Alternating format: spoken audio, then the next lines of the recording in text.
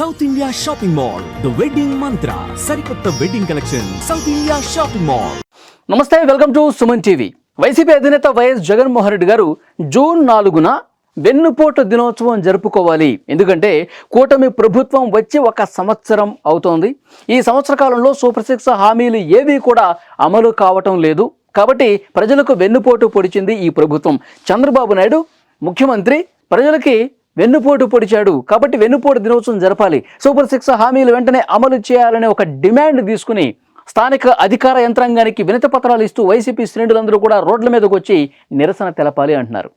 కానీ నిజంగా వెన్నుపోటు ఎవరు పొడిచారు, దీని మీద చర్చ జరగాల్సిన అవసరం ఉందని కూటమి పార్టీలు చెప్తా ఉన్నాయి. ఎందుకంటే జగన్మోహన్ రెడ్డి గారు వెన్నుపోటు దినోత్సవం అని చెప్తుంటే జనసేన ఏం చెప్తుంది, పీడ విరగడైన దినం జరుపుకోవాలని చెప్తుంది. సంక్రాంతి దీపావళి కలిపి జరుపుకోండి రేపు అంటూ ఉంది. జూన్ 4వ తారీఖున ఈ 2 పండుగలు కలిపి సెలబ్రేట్ చేసుకోండి అంటున్నారు. తెలుగుదేశం పార్టీ ఏముంటుంది, విధ్వంస పాలనకు చరమగీతం పలికిన రోజు, విధ్వంస పాలన విముక్తి జరిగిన రోజు అని చెప్పి తెలుగుదేశం పార్టీ వాళ్ళు చెప్తున్నారు.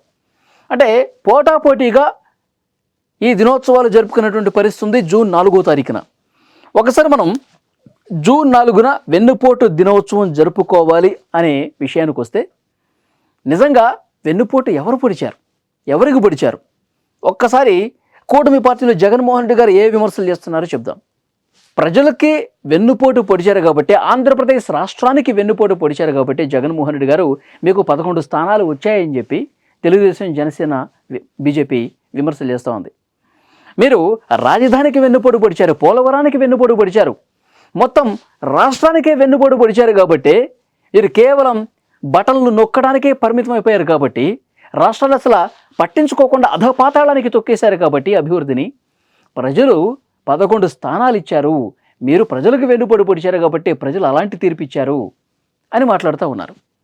ఇక దీనికి కౌంటర్గా వైఎస్ఆర్ కాంగ్రెస్ పార్టీ వాళ్ళు ఏం చెప్తా ఉన్నారు, సరే 11 స్థానాలు ఇచ్చారు, ప్రజలు తీర్పు ఇచ్చారు కదా, మరి ఈ సంవత్సర కాలంలో సూపర్ 6 హామీలు అమలు చేయట్లేదు, మాకు 11 స్థానాలు మాకు తీర్పు ఇచ్చేశారు, ఈ సంవత్సర కాలంలో మీరెందుకు అమలు చేయలేదని చెప్పి ఇటువైపు నుంచి కౌంటర్ వస్తుంది.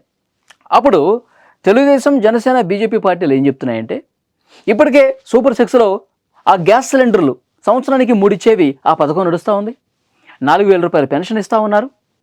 ఇంకా ఏవైతే సూపర్ 6లో ఉన్న హామీలు జూన్ 12వ తారీఖున ఆల్రెడీ క్యాబినెట్ అప్రూవల్ కూడా వచ్చేసింది.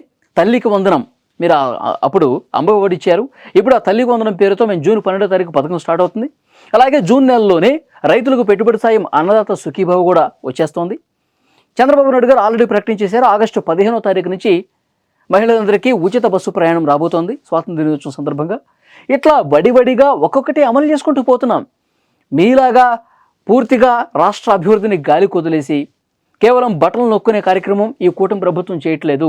అన్ని రకాలుగా ఒకవైపు పెట్టుబడులు వస్తున్నాయి, పరిశ్రమలు వస్తూ ఉన్నాయి, విపరీతంగా ఉద్యోగాల కల్పన జరుగుతోంది, ఉపాధి అవకాశాలు పెరుగుతున్నాయి, హైవేల నిర్మాణం జరుగుతోంది, దావోస్ పర్యటన సక్సెస్ అయింది, ఆ పెట్టుబడులు వస్తున్నాయి, బిల్ గేట్స్ పెట్టుబడులు పెడతా ఉన్నారు. గతంలో మీరు ఉన్నప్పుడు వెళ్ళిపోయిన కంపెనీలు కూడా ఇప్పుడు వస్తూ ఉన్నాయి, మెగా డిఎస్సి ఆల్రెడీ నడుస్తోంది. సో ఇది కదా అభివృద్ధి, ఇది కదా సంక్షేమం, వడివడిగా చేసుకొని పోవటం. దీన్ని మీరు మర్చిపోయారు కదా గతంలో జగన్మోహన్ రెడ్డి గారు అని చెప్పి కూటమి ప్రభుత్వం పార్టీల నుంచి వస్తున్నటువంటి విమర్శ. ఇంకొక అడుగు ముందుకేసి తెలుగుదేశం, జనసేన పార్టీలు చెప్తా ఉన్నాయి, మీరు మీ తల్లికి వెన్నుపోటు పడిచారు, ఆమెని పార్టీ గౌరవ అధ్యక్షురాల నుంచి తొలగించేశారు, పూర్తిగా ఆమె మీదే మీరు కేసులు వేశారు ఎన్సీఎల్టీలలో, చెల్లిని పూర్తిగా దూరం చేసుకున్నారు, చెల్లి మీద పూర్తిగా ప్రేమ విరిగిపోయిందని చెప్పారు, చెల్లెలు మిమ్మల్ని విమర్శలు చేస్తున్నటువంటి పరిస్థితి ఉంది, మీ మీద ఆస్తులు గుంజుకుంటున్నారంట, మీరు 1,00,000 కోట్ల ఆస్తులు సంపాదించుకొని మీరు ముఖ్యమంత్రిగా ఉన్న సమయంలో మరికొన్ని ఆస్తులు కూడబెట్టుకుని అనేక స్కాములు చేసి ఇవన్నీ కూడా మీ చెల్లెలే ప్రస్తావిస్తూ ఉన్నారు జగన్మోహన్ రెడ్డి గారు. మీరు మీ కుటుంబ సభ్యులకు వెన్నుపోటు పొడిచారు. ముందు మీరు మీ కుటుంబాన్ని గాడిని పెట్టుకోండి, తల్లి చెల్లిని గౌరవించడం నేర్చుకోండి, ప్రేమను పంచండి. మీరు మీ కుటుంబాన్ని గాలి కుదిలేసి రాష్ట్రం మీదకి వచ్చి అక్క చెల్లెములు అని చెప్పి మీరు మాట్లాడుతూ ఉన్నారు కదా, నిజమైనటువంటి మీ సొంత అమ్మకి చెల్లికి వెన్నుపోటు పొడిచారు కదా, ప్రజలు దీన్ని గమనించారు అని మాట్లాడుతూ ఉన్నారు.